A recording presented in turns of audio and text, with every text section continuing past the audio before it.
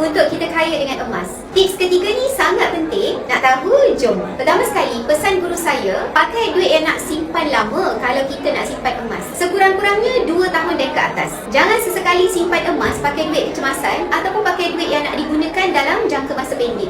Yang kedua, harga emas memang betul ada naik dan turun. Tapi jangka masa panjang, harga emas pasti akan naik. Pengalaman pribadi saya sendiri tuan-puan, saya simpan emas pada tahun 2021 pada harga sekitar RM257 sahaja 1 gram. Dan hari ini tahun 2025, harga 1 gram sudah pun mencecah RM514 per gram. Dalam masa 4 tahun, kenaikan harga emas sudah meningkat sebanyak RM257. Yang ketiga, fokus kepada pertambahan gram emas, bukan pada peningkatan harga emas. Ini kerana berapapun harga emas masa itu tak penting tuan-puan, tak penting. Apa yang penting sekali adalah berapa gram emas yang kita dah ada. Tips mahal dari guru emas saya tuan-puan adalah, kalau kita nak konsisten menabung emas adalah mengikut tangga gaji kita. Saya bagi contoh mudah, kalau gaji kita RM6,000, maka tolak 10% sekitar RM600. Simpan dalam bentuk emas di dalam akaun emas Gap Public Gold. Jangan bazir emosi monitor harga. Yang penting setiap kali dapat gaji, kita wajibkan diri simpan 10% daripada pendapatan. Nak lagi mudah dan senang, set terus auto debit Gap 5 tahun, selesai. Setiap bulan ada sistem yang akan